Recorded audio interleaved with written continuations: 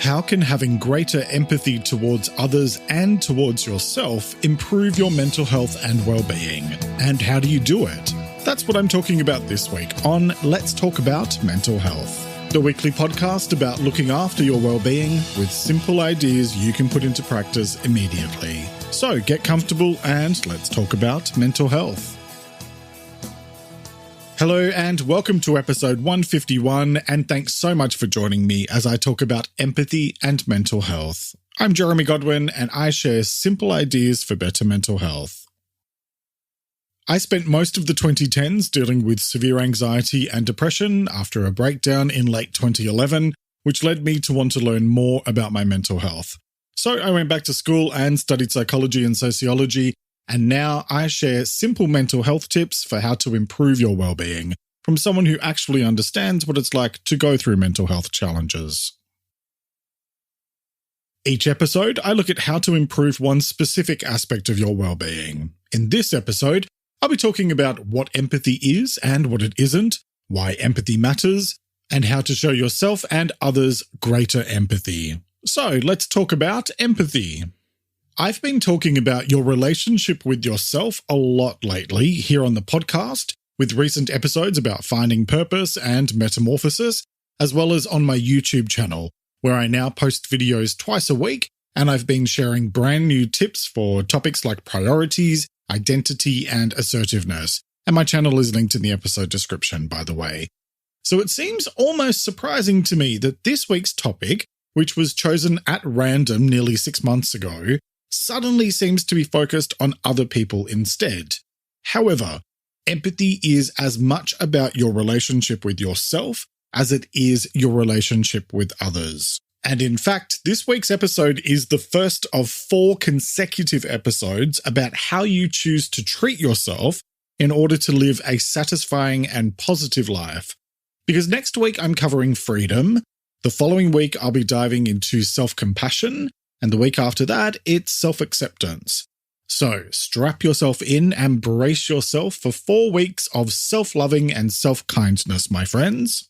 Which, to be fair, isn't really all that different than my business-as-usual approach here on Let's Talk About Mental Health, but it certainly sounds a lot more exciting when I put it into the broader context like that, doesn't it? Empathy is one of those communication skills that can totally change your interactions with other people, because it's about your ability to recognize your shared humanity, regardless of the circumstances, and it also speaks to your ability to find a basic connection with others, and a level of understanding for their situation rather than sorrow or sympathy, and I'll explain the difference shortly. And then beyond your interactions with other people, empathy is something you can and should show yourself on a daily basis. Why? Because there are so many competing priorities in each of our lives, and most of us are just doing the best we can. So we need to show ourselves a little more grace and kindness on a regular basis. Actually, scratch that. We need to show ourselves a lot more grace and kindness on a daily basis. I'll explain why in a minute. But first, let's get into some definitions, and let's talk about what is empathy. And to start with, I'm going to focus on empathy towards others, which the Oxford Dictionary defines as the ability to understand and share the feelings of another. There's a quote from a paper written in 1957 by Carl Rogers, a well-known American psychologist, which I'm going to paraphrase slightly because his focus was on the client rather than other people in general. The quote is, "To sense the other person's private world as if it were your own, but without ever losing the as-if quality. This is empathy. To sense their anger, fear, or confusion as if it were your own, yet without your own anger, fear, or confusion getting bound up in it, is the condition we are endeavouring to describe." And that was taken from an article about empathy by the Australian Psychological Society, which I'll link to in the transcript. And that's available for free in English, Spanish, and Italian at letstalkaboutmentalhealth.com.au/episodes, and it's linked in the episode description on your podcast service. There's another quote about empathy that I came across by the American researcher and author Brené Brown, which is, Empathy is simply listening, holding space, withholding judgment, emotionally connecting, and communicating that incredibly healing message of "you're not alone." I like that quote because it really paints a picture of what empathy looks and feels like in practice, and most importantly, that it's a way of letting others know that they're not alone. When we're dealing with tough and challenging times, it can be easy to feel overwhelmed, which was the subject of episode 147. And so knowing that another person is willing to simply listen, without judgment or prejudice, can make an enormous difference to the way the other person feels about what they're dealing with. So, what's the difference between empathy and sympathy then? Sympathy is, and I quote again from the dictionary here, having feelings of pity and sorrow for someone else's misfortune. So, the key difference there is about being able to show understanding with empathy versus showing someone pity with sympathy. Now, I have an issue with the idea of pity because I know of very few people in the world who would be happy with others pitying them. In other words, where your situation is seen as being sad and unthinkable. I'm not interested in pity and sympathy because they just feel negatively focused and even a bit condescending. But I am definitely a big advocate of empathy as a more positively focused alternative. Before I go any further, I will note that in English at least, we use the term sympathies as a formal way of expressing sorrow for something that another person is going through, like when they lose a loved one or have some type of accident or misfortune. And that's a bit of a different story because for most of us, the intent isn't to pity the other person, but to show them that we care. And to offer someone your sympathies is a long-standing, formal way of doing that. So that's not the type of sympathy I have an issue with, although I do think there are less robotic and standardized ways to express it, but that's just me and my opinions. Empathy involves being considerate of others, being respectful, being thoughtful, and being kind, while also being sensitive to the needs and perspectives of others, even if you don't agree with them. For example, there was a lot of debate on social media, surprise, surprise, about the different reactions to the recent passing of Queen Elizabeth II, ranging from sorrow to indifference to outrage that so many countries would be devoting so much time, energy, and money to the death of one person. And don't get me started on all of the debate about what she represented. Whatever your beliefs, we're all entitled to our perspectives. And so showing kindness towards others and allowing them the freedom to have their own perspective, provided that they show the same courtesy to others, is what empathy is all about in practice. For the record, I'm neither a monarchist nor a Republican, bearing in mind that Australia is still a constitutional monarchy, and so the Queen was our head of state. And while I have issues with the nature of monarchy in general, I also have enormous respect for Queen Elizabeth and how she managed to modernise the institution throughout her 70-year reign. But that's not enormously relevant to today's discussion about empathy, only to demonstrate an example of where I feel like finding balance in all things is possible, as I discussed back in episode 49 about finding balance. So, what about empathy towards yourself?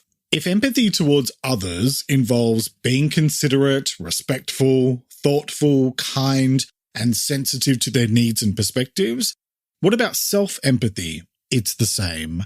Surprise! I honestly don't think it needs to be any more complicated than that. I talk a lot on this show about doing no harm, being kind, and giving more than you take. And I make the point whenever I bring up those three mindsets and behaviors that they're a guide for how you interact with others as well as how you treat yourself.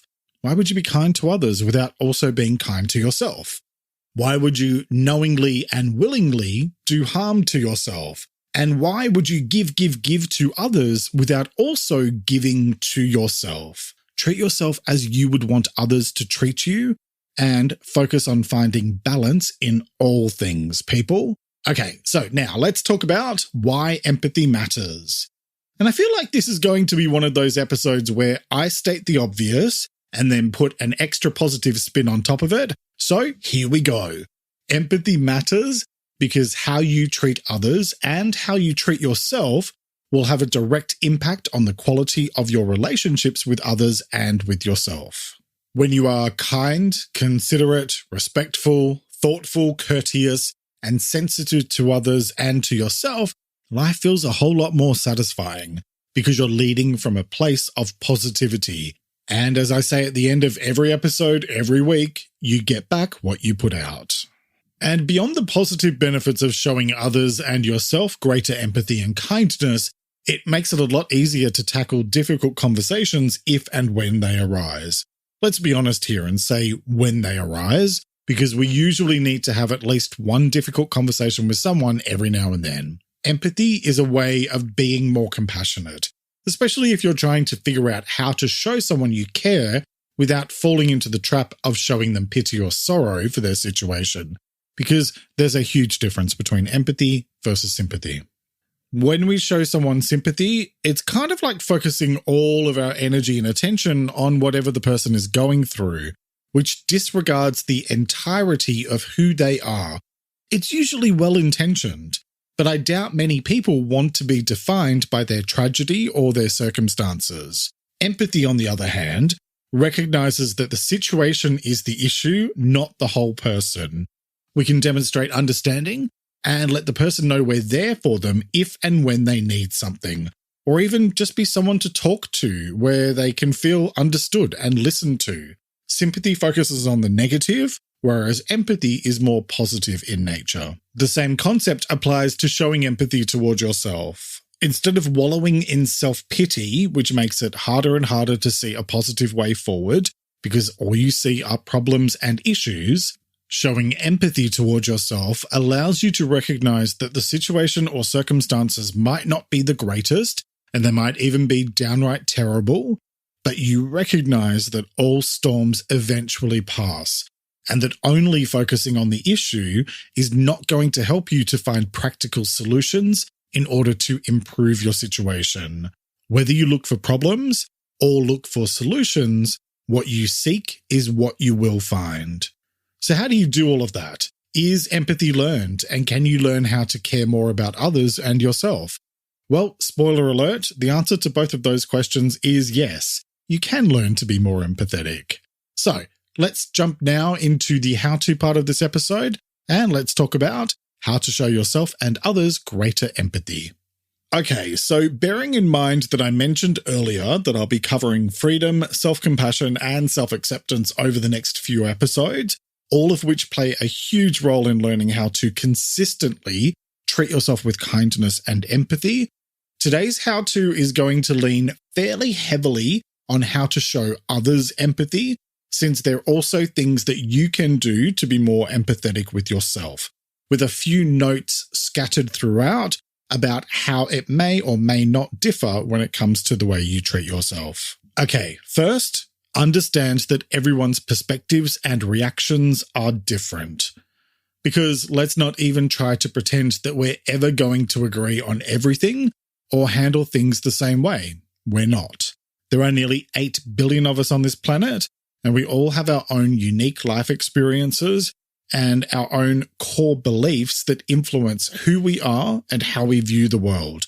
And so we're all going to think about things from our own perspective, which will lead us to react or respond accordingly.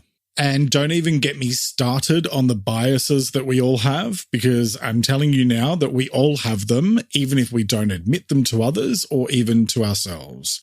For example, we're now deeply in the learning to live with it stage of the pandemic, and that's been really interesting to observe, at least on a sociological level, because everyone has handled it in their own way. Here in Australia, the focus moved a while ago onto personal responsibility, and so wearing masks indoors is strongly encouraged, but has not been mandated for quite a while now. And that means that some people have abandoned masks altogether, some still wear them everywhere, and others still wear them in enclosed spaces where it's not possible to keep a distance, like in the supermarket. I am one of the very few people who chooses to wear one indoors when I'm out shopping, and although I do not judge others who don't wear a mask, I can definitely tell you that I've had more than my fair share of weird looks from people, but I really could care less.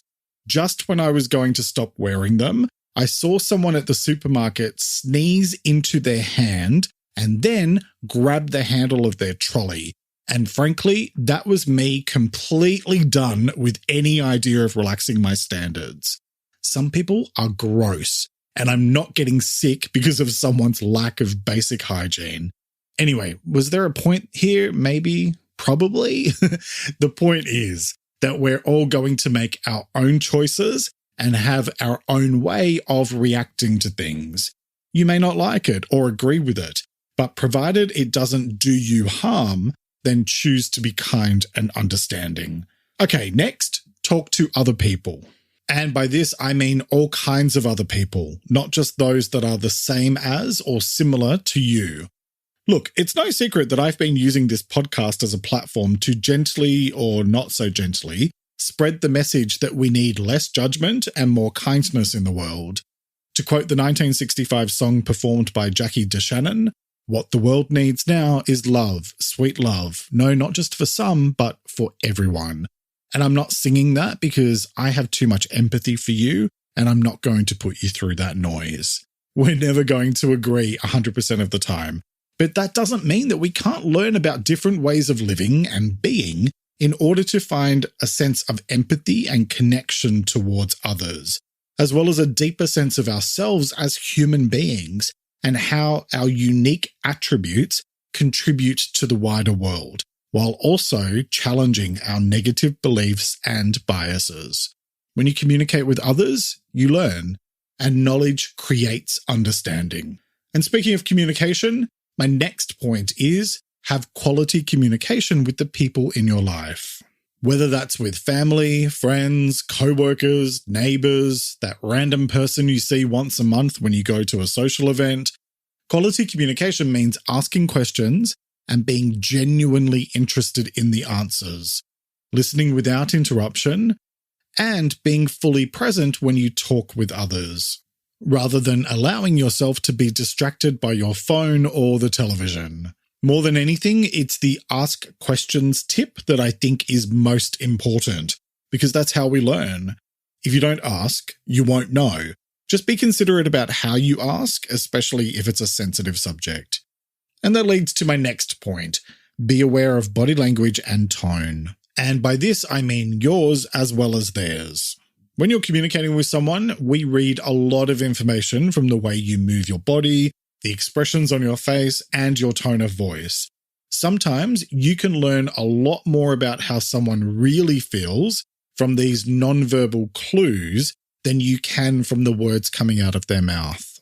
I talked about this in a lot more detail in episode 134 about communication, but the short version is to be conscious of the clues someone is giving you through their physical responses. If they tense up, then it's a clear sign they are uncomfortable, for example, so be respectful. Empathy really is just about taking a few extra moments to be thoughtful and respectful of others, and being sensitive about how you approach challenging conversations or difficult topics, especially if they're highly personal or delicate in nature. Okay, next, learn to be more empathetic, because you really can learn how to be more compassionate and kind towards others. And no, you don't need to go and do a course or read a book on it. Just start by thinking about how you can treat other people kindly, fairly, and equally. And I covered kindness back in episode 41. How you treat others has a direct effect on how they treat you, because you get back what you put out.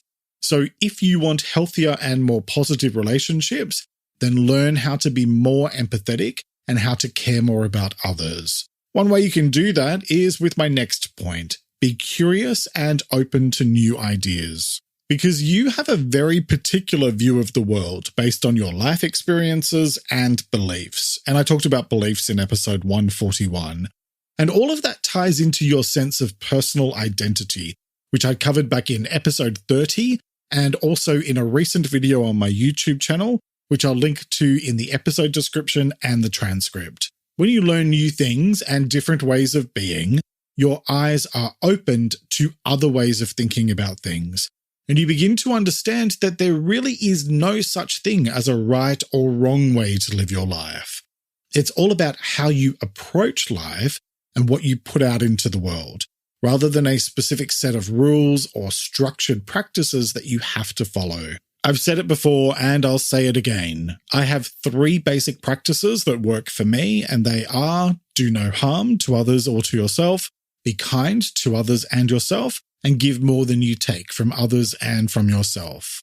Oh, and I do have a 4th one: don't be a dick. That one works pretty well and covers a whole bunch of things to help you be a half-decent human being. And it also helps you learn how to be more compassionate. Another way to do that is with my next point: try new things. Because when you push yourself out of your comfort zone and have new experiences, it can help you find new ways of looking at the world. I talked about how to do that in episode 144 about capability and learning, so check that out for more.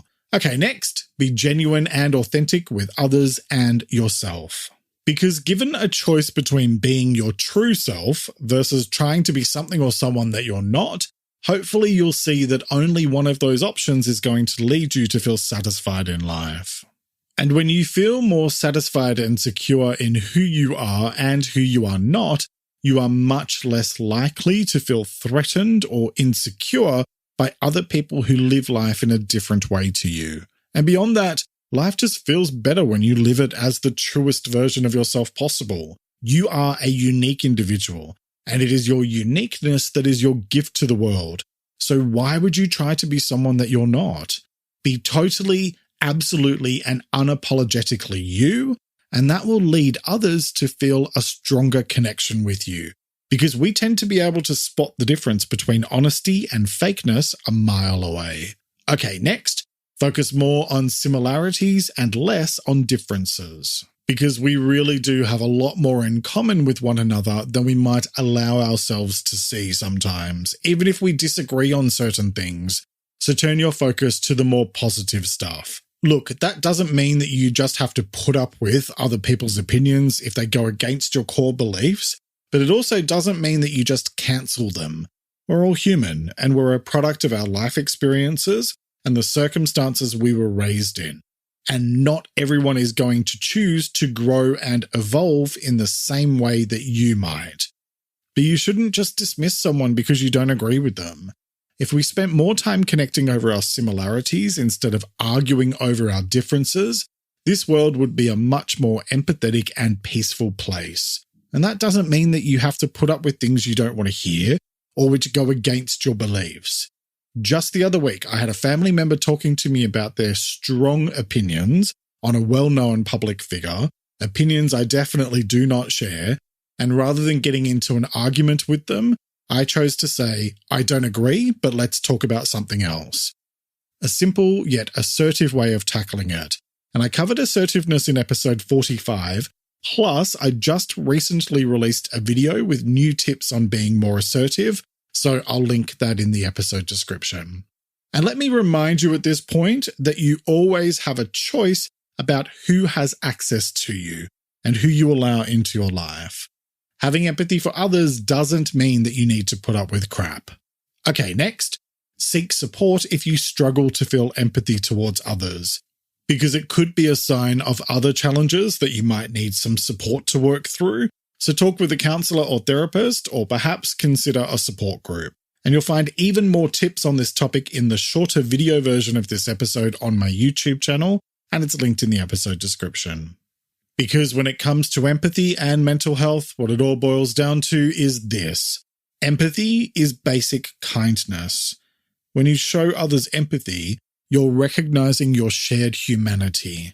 And when you treat yourself with empathy, you're showing yourself kindness and compassion, 2 aspects of self-respect that are very important if you're going to learn how to stop beating yourself up for things. Showing true empathy is powerful because you recognize that doing no harm, being kind, and giving more than you take will always lead to healthier relationships and a greater sense of calm and peace of mind in life. The choice is yours, as it is with all things related to your well-being. So, what choice will you make today? Each week I like to finish up by sharing a quote about the week's topic, and I encourage you to take a few moments to really reflect on it and consider what it means to you. This week's quote is by an unknown author, and it is, "Instead of putting others in their place, put yourself in their place." Let me repeat that. Instead of putting others in their place, put yourself in their place. All right, that's nearly it for this week. Next week, I'll be talking about freedom. Aside from being the title of one of George Michael's greatest songs ever, and I would argue one of the best songs of the 90s, freedom is one of the most fundamental aspects of being a human being. It speaks to our ability to think for ourselves and determine our own path in life. So, why then do so many of us choose to treat ourselves in ways that involve restrictive patterns of thinking, doing, and being? And why can genuine freedom, having freedom from the beliefs and restrictions placed on us by other people and society in general, seem like the most frightening thing in the world sometimes? Well, that's what I'm talking about next time. I'll be talking about what freedom is and what it isn't, why freedom matters, and how to embrace your own sense of freedom in life. I hope you'll join me for that episode, which will be released on Sunday, the 9th of October, 2022. Find more mental health tips in my book, Let's Talk About Mental Health Volume 1, available from Amazon and Apple Books, and on my YouTube channel where I post new videos every Thursday and Sunday. Visit my website at letstalkaboutmentalhealth.com.au and sign up to my free newsletter, Thursday Thoughts, for a weekly dose of inspiration. Become a supporter on Patreon for exclusive benefits and to help me produce this show. And follow the podcast on Instagram at LTA Mental Health. Plus, check out my other account at Jeremy Godwin Official, where I post daily videos sharing life advice that doesn't suck. And those are all linked in the episode description on your podcast service. Thank you very much for joining me today. Look after yourself and make a conscious effort to share positivity and kindness out into the world, because you get back what you put out. Take care and talk to you next time. Let's Talk About Mental Health is an independent program proudly produced by Reconnaissance Media, helping you find meaning and gratitude. For more information, visit reconnaissancemedia.com.